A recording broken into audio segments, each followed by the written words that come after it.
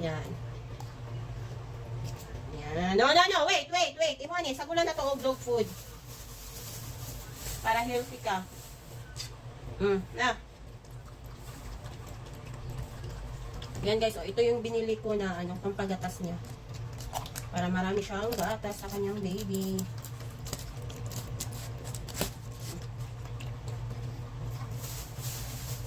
Busin mo yan.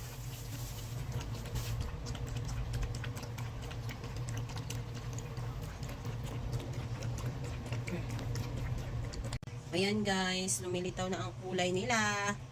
Tapos si Princess may sugat. Saan ang sugat ni Princess? Oh? Nung nagbuntis kasi siya guys, may ganyan. Parang kagid. Nagtatanggal yung mga balahibo niya, oh. Saka dito. Look, ikay siya. Oh. Baby, patingin ang baby. Oh.